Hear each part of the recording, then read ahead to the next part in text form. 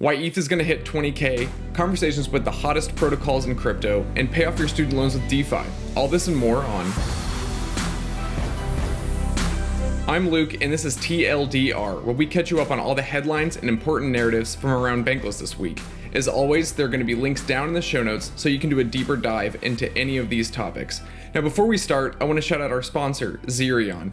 ZERION is an all-in-one place to see your assets and invest in DeFi, but they're also going in on NFTs. This includes sending NFTs between wallets and also ways to flex like home screen widgets and Apple Watch faces. Check out zerion.io/bankless to plug in and get a new homepage for your portfolio. On our podcast and State of the Nation episodes this week, we hosted leaders from two of the hottest projects in crypto right now, OpenSea and dYdX. Devin Finzer is the co-founder and CEO of OpenSea, and a lot has changed since the last time he came on Bankless. NFTs have achieved escape velocity, capturing a tremendous amount of attention and capital. Do you think the NFT market can actually get bigger than it is right now? Oh, yeah, certainly. Yeah. And I think like at some point you kind of achieve, a level of escape velocity. And I obviously think it's early days, we have a long way to go, but I do think we've made it sort of past the point where we have to sort of like try to, correct the naysayers. It's like, why spend mental energy, like telling people why it's going to be big when you can just sort of like point to, what has happened and say like, oh, it's pretty clear. And if you don't see that, then that's fine. I do think that we're witnessing, we've been witnessing this over and over again, but each cycle or each sort of movement within crypto kind of becomes clearer and clearer that this is like a giant trend, not sort of like a mini trend within tech, right? I think crypto is the big paradigm shift that, a lot of people have been looking for a long time. Devin tells the story of scaling out OpenSea under immense pressure and the difficulties that come along with success. Recently, crypto Twitter found that an OpenSea employee was front-running NFT trades, taking advantage of OpenSea's privileged spot at the center of the NFT boom. The employee was let go, but this led to broader questions about ethics, the spectrum of centralization, and the metaverse. Then, on State of the Nation, we had dYdX founder Antonio Juliano on to talk about dYdX's meteoric rise. dYdX is a 4-year overnight success. It initially launched in 2017, but it has absolutely exploded in the last several months. This success weaves in a bunch of different narratives. Tokens are powerful. There are advantages to scaling to a layer 2, and Chinese regulations are squeezing in new capital to DeFi, and that's China's loss. Before starting dYdX, Antonio was a Coinbase employee, and recently, the DeFi exchange eclipsed Coinbase's trading volume. dYdX, a DeFi exchange, is doing more volume than Coinbase, on Ethereum, on a layer 2. Maybe what I liked most about this episode is Antonio very explicitly describing himself as pragmatic. What's interesting to me about what you just said is this seems like a pragmatic approach. You're trying to be the biggest exchange in the world, and you actually think decentralization is the way to get there. Yeah, exactly. And not to take anything away from like anyone else who's just sort of like, fully hyped on like decentralization for more ideological reasons. I'm a big proponent of it too, obviously, but like where I'm coming from is I want to build the biggest exchange. Like, how do we do that? Decentralization is literally, I think, like how we do that. And there are, multiple different reasons why people could be excited about building protocols and startups. But for us, it really is, as you say, like a pragmatic approach. He's not on Ethereum or a layer 2 for the sake of Ethereum. He's not interested in decentralization just to be decentralized. dYdX is a decentralized layer 2 protocol on Ethereum because Antonio believes it is simply the best place to be to become the largest exchange in the world. So you can be a pragmatist. You don't have to be a dreamy idealist. With Ethereum, you can simultaneously get yours while also being incentivized to be a good person. Blockchains make people nice. Blockchains can also inspire people to do things for the right reasons. Mariano Conti is another DeFi OG, having run MakerDAO's smart contracts for the last 6-7 years. He came on Layer 0 this week to tell the story about how crypto made him a hard worker, inspired him to do everything he could to build out this new ecosystem. When I discovered crypto and I started working at Maker, I found my freaking calling. I have no other way of explaining it. It was finding a group of people who were building something together, and not just what we were building, the way we were building it, decentralized all over the world, on a chat room, we never met each other, And I don't know, I felt such a kinship to that. And I'm still not sure I believe that he was ever lazy or a chiller simply because of his productivity.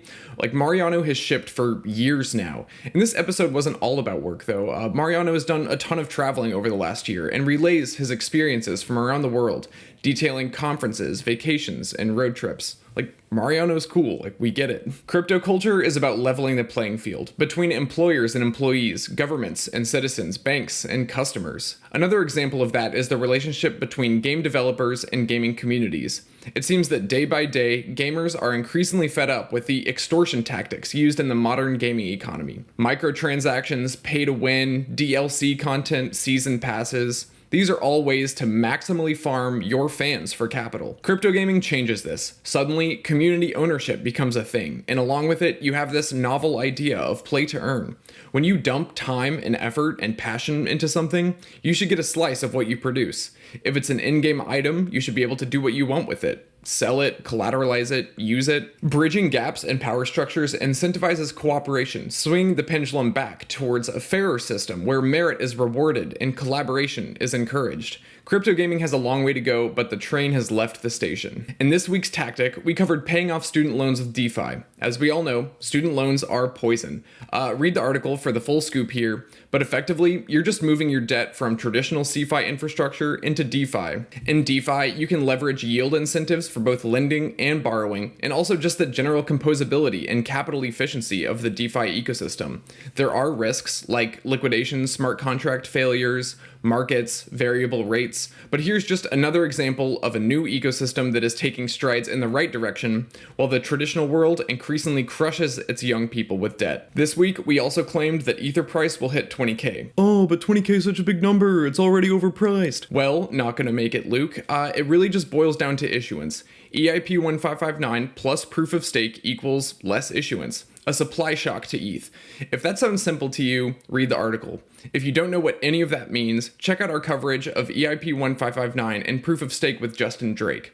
The sheer bullishness of this article is maybe overwhelming, but I find myself agreeing with the thesis. Markets are manic, but the fundamentals of the Ethereum protocol intrinsically raise the long-term fair value price. In Market Monday, David referenced an article titled "Blockchain Bros and Crypto Socialites Came to Party." Subtitle, "It's like Pretty Woman meets the Great Gatsby, but with crypto."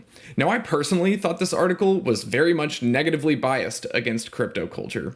The Great Gatsby is like not a love letter to partying. The author seems like a crypto outsider, standing in the corner of the party, arms crossed, making jokes about excess, decadence, whatever. But I'm personally no fan of decadence either. I think that Lamborghinis are lame, and there are much more important things happening in crypto than nerds getting rich and showing it off. But instead of me sitting around and complaining about it, I realized through reading this article that we can grow as an ecosystem while also enjoying the ride. Things can happen in parallel, synchronously. It's also a pretty good marketing campaign for people looking to get involved.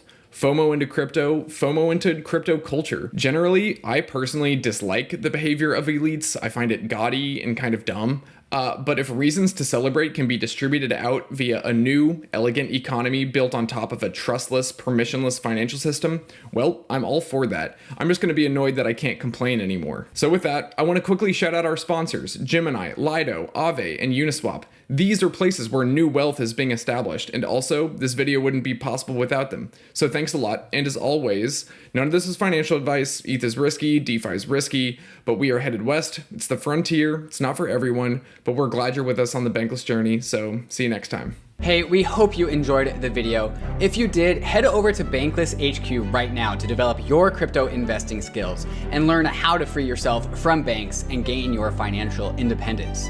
We recommend joining our daily newsletter, podcast, and community as a Bankless Premium subscriber to get the most out of your Bankless experience.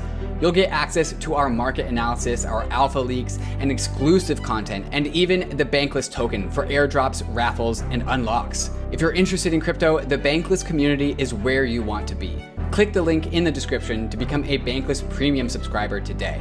Also, don't forget to subscribe to the channel for in-depth interviews with industry leaders, Ask Me Anythings, and weekly roll-ups where we summarize the week in crypto and other fantastic content. Thanks everyone for watching and being on the journey as we build out the Bankless Nation.